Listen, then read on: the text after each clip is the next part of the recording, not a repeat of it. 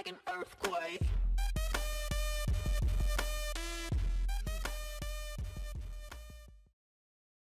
What's going on, guys? It's K-Man here, and today coming at you with another guide, and this time it is a Lee Sin guide.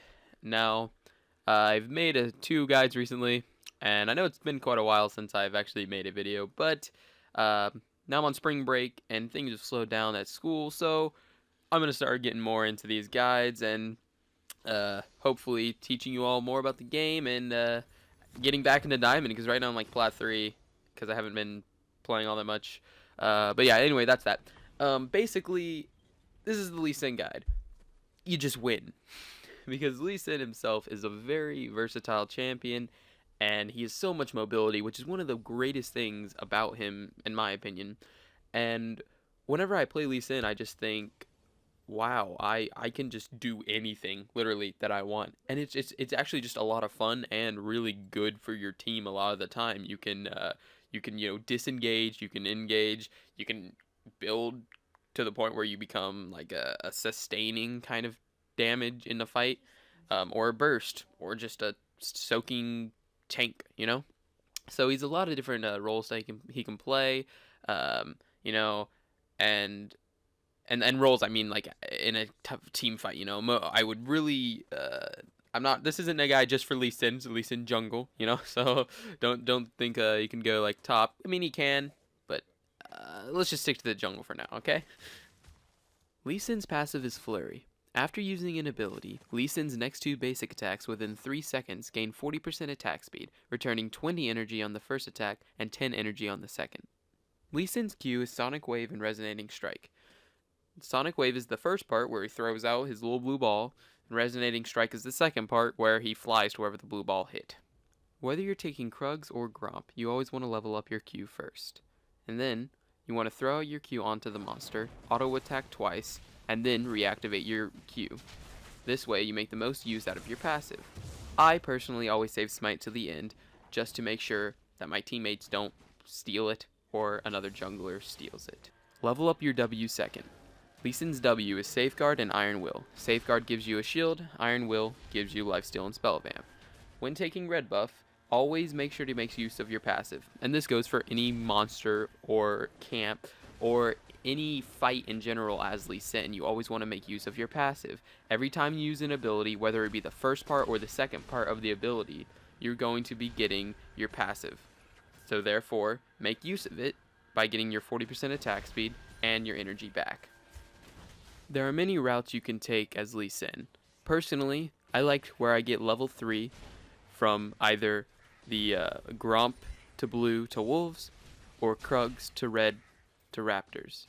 Whether or not I get red buff is pretty invalid, because this way I can get level 3 quick and go straight to ganking. And as you can see here, my gank mid lane is failed because of the ward, but I go ahead and I take Scuttle Crab, and then I can transport that into a gank bot lane. Lee Sin's E is Tempest and Cripple. Tempest does damage, Cripple slows. That's basically it. As you may know, Lee Sin is a very strong early game jungler, and what's very useful about him is his ward hopping ability. Your basic ganking pathway is using your ward hop. So what I do here is I throw down my Trinket Ward and W to it, slowing both of them and throwing out my Q to finish the kill on Janna. Now that I've noticed there's a failed gank mid lane, I attempt my own gank because I know he doesn't have this warded since I just cleared it, and I go in with my ward hop to attempt to get the slow, but he flashes, so I flash after with my Q and get the easy kill. Now that I am 2-0-1 and have helped my team out to a strong start, I'm going to go back into jungling. This way, I can make myself even stronger and make my ganks even stronger. Therefore, helping out my team like always. Early game, you want to focus on trying to buy your warrior enchantment, tracker's knife, jungle item. Therefore, you can get 4 wards without having to buy a sight stone. It's very effective and allows for a lot of early game vision and for ward hopping.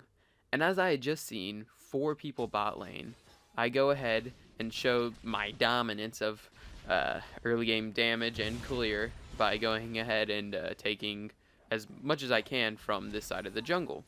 And what I see is that there's Maokai and a Ziggs. Maokai's rather low, and Ziggs is going back into mid lane. So I think, you know what? Let me just assert my dominance and continue to take stuff. Yes, I got my ult, so now I'm very, very far ahead. This is where Lee Sin becomes insanely dangerous. Lee Sin's ult is Dragon's Rage. It has no cost, and he performs a powerful roundhouse kick, launching his target back. He insects people. That's a majority of it. Since I just saw that Maokai had roughly 200 HP, I can feel pretty safe in taking this blue buff. And taking a blue buff away from a Ziggs is a great thing to do. Normally great for any kind of mid laner. Go ahead and secure it with Smite. And now this Ziggs is playing pretty aggressive, trying to take this pink ward. So I do a pretty normal thing with Lee Sin, and it's called insec. I insec him into my Swain. And I've made 2 tutorials already on how to insec as Lee Sin, and I will link those if you would like to get more in depth on that process, because it takes a while to learn and it isn't the easiest to pull off, but it is so rewarding when you do pull it off, and after a while it becomes kind of second nature. So I see that my team is getting destroyed once again, and I try to go bot to maybe salvage something, and this is where Lee Sin gets really fun, and where you see all these montage clips of Lee Sin. Even as I get completely juked and destroyed by Janna, I can pull it around with an ult flash into both of them, making sure I can pick up the double with little to no, hardness.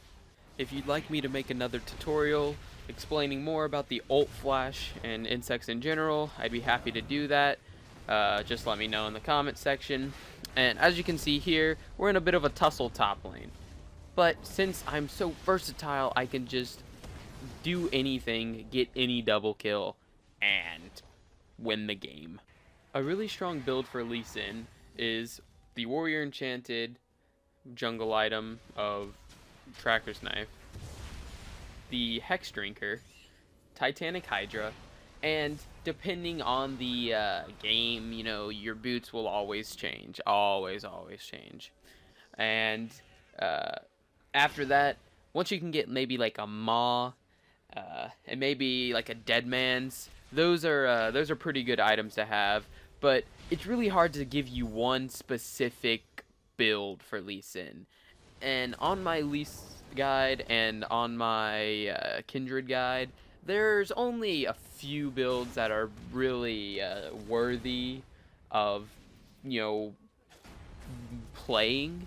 As Lee Sin, you can a lot of the time build anything and still be unstoppable, and as long as it's not straight AP. And a lot of the time,